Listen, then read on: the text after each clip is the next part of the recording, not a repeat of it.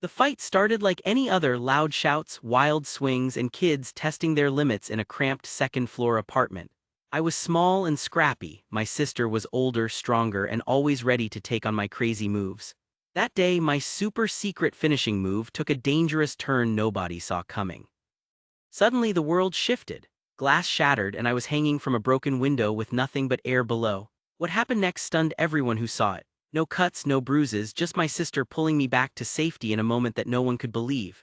This story isn't just about a near fall, it's about the unexpected strength that saved me and the quiet moments that followed. The roughhousing ritual with my older sister.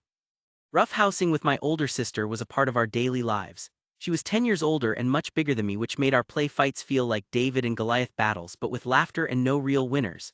I was skinny and quick, she was strong and fearless. Every fight was a game and every game was an adventure. Those moments shaped a strange kind of bond, one built on playful chaos rather than quiet afternoons. The ritual that started it all. A roughhousing wasn't random, it followed its own unspoken rules and timing. After school, when the house felt empty except for the two of us, she'd challenge me with a grin that meant trouble. I'd launch myself at her with whatever silly move I made up, and she would catch me like a fortress ready for a playful siege. We'd wrestle in the cramped living room, tumbling over the couch and knocking over magazines. But there was one move I saved for the end of every fight, my super secret finishing move, the running headbutt. I had perfected the charge over weeks, building all my scrawny kid's energy into one fearless sprint. I thought it was unstoppable. The day the ritual almost ended in disaster. That afternoon, as sunlight spilled through the curtains, I bent low and took off, ready to slam into her. She stepped aside, grabbed me mid-charge, and spun me around. But in the whirlwind of motion, no one thought about what was behind her. The window was open. Before I even realized what was happening, the glass shattered beneath us. My heart froze as I felt the cold edge of broken glass bite into my skin, or so I thought. I dangled from the window, my hands gripping the frame, with nothing between me and the street below but thin air. Hanging between fear and strength. Time slowed as I looked over the edge, the ground far too close for comfort. My sister didn't hesitate. She crouched behind me, anchoring her hands around mine, holding me up with a mix of brute force and desperate care. Her arms were the only thing standing between me and a terrible fall. Even now, I struggle to explain how none of the glass scraped me, how my skin stayed unbroken. It felt like some kind of miracle or a strange twist of fate. She pulled me back up slowly, her hands trembling, both of us shaken but unharmed. The quiet that followed the chaos. After the adrenaline faded, my sister wiped the sweat from her forehead and looked at me with an apology in her eyes. No words were needed, she just took over. She made popcorn and got me a soda, turning what could have been a tragedy into a small moment of calm. That afternoon we sat side by side on the couch, watching Brother Bear for the first time, the TV's gentle light filling the room as we both tried to catch our breath. Our roughhousing ritual was never the same after that day.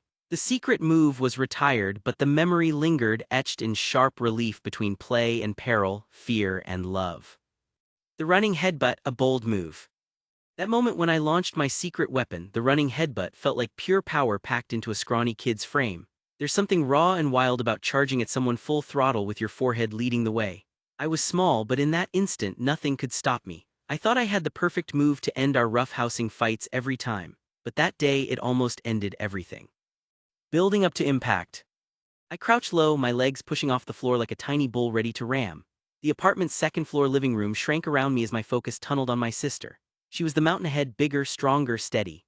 But I had a secret weapon and I had practiced it until I could feel every muscle ready to explode. As I ran, every second stretched out, every heartbeat thundered in my ears, and I was sure I was about to win our little battle. The collision and the crack. She waited for me, and just as I reached full speed, she caught me, not in some gentle way but with the force of a cornered defender stopping a charging bull. Her hands grabbed my shoulders, spun me hard, and threw me behind her without a warning about what lay beyond. Then the sound shattered everything. Glass exploded like a burst of cold fire beneath me. The window behind her gave way in jagged shards, sharp edges sparkling in the sunlight. My heart hammered and my breath caught cold. Suddenly, I was no longer a fighter charging into battle. I was a kid hanging between safety and a fall that felt endless. Hanging by a thread. I grasped the window frame with trembling hands, my fingers digging into the thin ledge. The street below seemed miles away, yet terrifyingly close. I remember the burning ache in my arms, the dizzying height. my sister's arms wrapped around me from behind, a wall of warmth and strength holding me in place. She was standing there between me and disaster, a steady anchor in the chaos. It was surreal, how the broken glass didn't cut me, how my clothes weren't torn, how I was alive with no scratches. It felt impossible, like the universe pressed pause and gave us a chance to catch our breaths. All of it, the noise, the fear, the rush, folded into a long, slow moment where nothing else moved except her hands pulling me up, steady and sure. After the fall, back inside, the air hung heavy with silence, the storm passed but still buzzing in our veins. My sister's face softened with apology even though she'd saved me. Without a word, she turned toward the kitchen, popping popcorn and grabbing a soda. We settled onto the couch with the soft glow of the TV flickering on. Watching Brother Bear that afternoon felt like the world was righting itself. The fight was over, the secret move retired, and the memory of hanging out the window was locked away with quiet understanding. Sometimes the biggest battles don't end with shouts but with the hands that pull you back from the edge. Hanging on the edge, a moment between life and fall. That afternoon, everything happened so fast it barely felt real.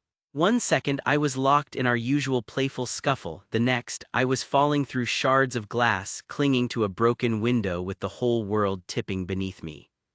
The moment stretched thin between heartbeats, between life and a fall that could have ended everything. It was a silent, sharp pause where fear and disbelief tangled, and my sister's grip was the only thing keeping me from disappearing. The sudden shatter and the taste of air. I launched my headbutt, charging like a young bull aiming straight for the finish. She caught me, spun me around, but didn't see the open window behind her. Then the sound of glass bursting. It wasn't a quiet crack, it was a sudden explosion of sharp edges flashing in the sunlight. Cold air rushed in and below me was nothing but emptiness stretching down. I felt myself going over the edge, fingers scrabbling for anything to hold on to. Instead of pain, there was a strange stillness in my chest. My hands wrapped around the window frame and my mind froze in disbelief. The shards scraped the air close around me, a jagged curtain threatening to fall apart at any second. Suspended in fear and silence. Hanging there, suspended between the solid floor and the dark drop below, time replayed in slow motion. My arms burned from gripping too tight, my breath caught in my throat as the world around me slipped away. My mind screamed at me to let go, but something stronger kept me holding. Behind me, my sister's arms wrapped around mine like a lifeline. Her hands burned with effort, muscles tightening as she anchored herself against the danger. The difference between falling and safety was the strength in her grasp, her resolve refusing to loosen despite the sharp fear biting at us both. That moment was raw, no space for confusion, no room for crying out, just the sharp, silent effort to hold onto life. Against all odds, no cuts, no bruises. What astonished everyone later was how I emerged entirely unscathed. Not a single scratch, no cuts from broken glass, nothing broken or torn. The window shattered beneath me, but somehow the pieces missed me. The glass cradled me like fragile wings instead of tearing through my skin. Watching back, it looked almost impossible. The kind of luck or fate that makes you believe some moments are meant to be. My sister's eyes held a mixture of fear and relief as she steadily pulled me back inside. We both trembled, but the physical marks were nowhere to be found. It was as if the chaos had paused, giving us a narrow, silent blessing. The aftershock, quiet care and connection. Once we were safe, the noise of adrenaline slowly faded into uneasy calm. My sister, still catching her breath, didn't say much except "I'm sorry." But her actions spoke louder. Popcorn popped, a soda appeared in my hand, and we sank onto the couch with the glowing TV casting shadows across the room. We watched Brother Bear for the first time together, but the story unfolding on the screen felt small compared to the silent one between us. The day's chaos hung in the air, but it also drew us closer. That moment hanging on the edge wasn't just about a near accident, it was a thread of trust, of care, of survival knotted tight between two siblings. What others saw and couldn't believe. A classmate happened to be outside when it happened. Her story spread quickly, a scared kid screaming as he dangled from a broken window barely held by his sister's hands. To those who didn't see the quiet strength behind the scenes, it was an unbelievable, terrifying moment. But what no one saw clearly was the bond forged in that split second, life hanging in balance and my sister holding the line. Aftermath, popcorn, soda, and Brother Bear. The chaos had barely settled, but the shift was sudden and full of quiet relief. One moment I was dangling from a shattered window, the next I was safe, sitting on the couch with the smell of popcorn in the air and a cold soda in my hand. That afternoon wasn't just about fear or the narrow escape, it was the calm that followed, a tiny world where everything slowed down. It was surprising how something as simple as sharing a snack and watching a movie could stitch things back together after what felt like the edge of disaster. The unspoken apology in popcorn and soda. Right after my sister pulled me back from the broken window, she stood there frozen for a second, her eyes wide with shock and regret. No words came out at first. Then she went to the kitchen, started popping popcorn like it was an emergency lifeline. The sound of kernels bursting felt like a countdown to normalcy. When she handed me the soda and a bowl of popcorn, it wasn't just a snack. It was her way of saying I'm sorry without needing to say it aloud. The salt, the sweet fizz, the routine of eating something familiar, it grounded us both. The room felt safer somehow. She didn't need to promise she'd be more careful. The small gestures spoke louder than any apology could. Settling into Brother Bear, a quiet healing. The TV flickered on and Brother Bear came on the screen, a soft, gentle choice that didn't demand much from us.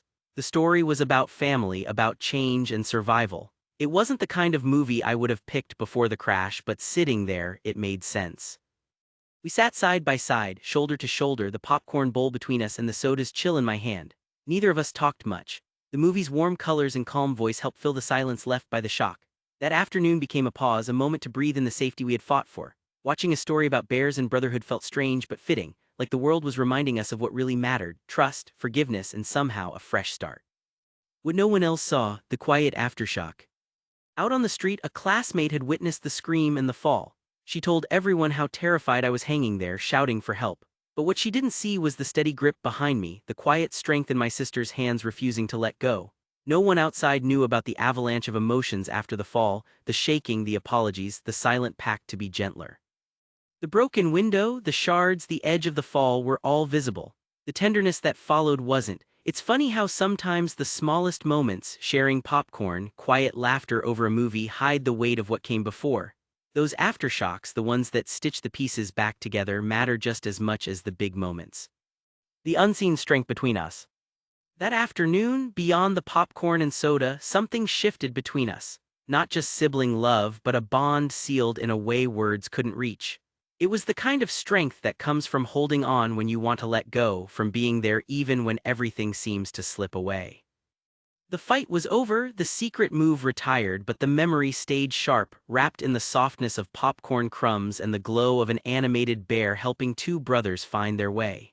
With that simple scene playing out on the screen, we found a new kind of peace, quiet, unspoken, but powerful enough to hold on to.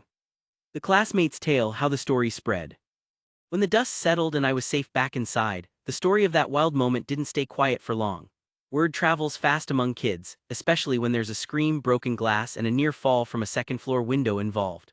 What began as a private, terrifying instant between me and my sister quickly grew into something much bigger, thanks to a curious classmate who just happened to be outside. The witness who couldn't look away. She wasn't part of our roughhousing. In fact, she was just walking home, probably thinking about homework or her favorite TV show. But then she heard the scream, sharp, high-pitched, like something snapped in the air. She saw me hanging there, a kid clinging to a broken window frame like my life depended on it. The shattered glass glinted dangerously, and below was nothing but concrete waiting patiently to catch me if I slipped.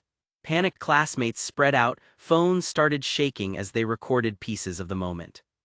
To her, I was just a scared kid screaming for help. The steady, quiet grip of my sister, that part was invisible. The chaos blocked out the silent strength behind the scene. How the story took on a life of its own.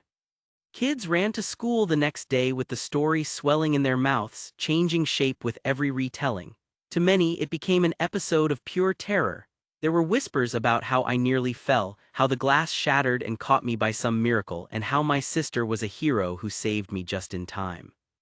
The details turned bigger, louder. He was screaming like crazy. She had 3 fingers holding him up, and the window broke all over him. The fear, the shock, the drama, all packed into quick bursts of storytelling that left out what really happened but kept the tension alive. The difference between what they saw and what I felt. It's strange how the outside view and the inside truth don't always match. To the classmates, I was a terrified kid dangling on the edge. To me, it was more complicated. There was panic, yes, but also a strange calm. My sister's arms held me steady, and in that moment I didn't just hang there, I trusted her to keep me alive. That silent trust didn't make their stories because it wasn't loud or dramatic enough, but it's the part I remember most. When stories become memories shaped by others. In the days after, classmates would stop me in the hall, eyes wide, replaying their version of the fall. I never corrected the excitement, it was easier to let it be their story. It made me feel like a character in a small town legend, trapped between what actually happened and what others thought I was capable of surviving. Sometimes their disbelief felt like a weight. How could a kid break a window, nearly fall, and walk away with no scratches? The story said one thing, my body and my sister's quiet arms said another. Why that tale still matters. Even now, I hear the echoes of that day whenever I talk about it. The way stories spread can blur facts but also keep memories alive. My classmate's tale was the first chapter in a long story about fear, survival, and the things people notice when life hangs on a thread. That moment wasn't just a near fall. It was a story that caught fire, a moment seen through many eyes but only fully understood by two siblings caught between chaos and calm. That day, hanging between life and a fall, changed how I look at everything. It taught me about the fragile edge we all walk and how quickly a moment can flip from fun to frightening. My sister's hands didn't just save me, they showed me what real care looks like when it matters most. Despite the chaos, we found safety in each other and calm in the aftermath. I'm grateful every day for her quick action, for the quiet way she took responsibility without words. That near miss carved a deeper bond between us, reminding me to hold close the everyday moments and the people who catch us when we slip.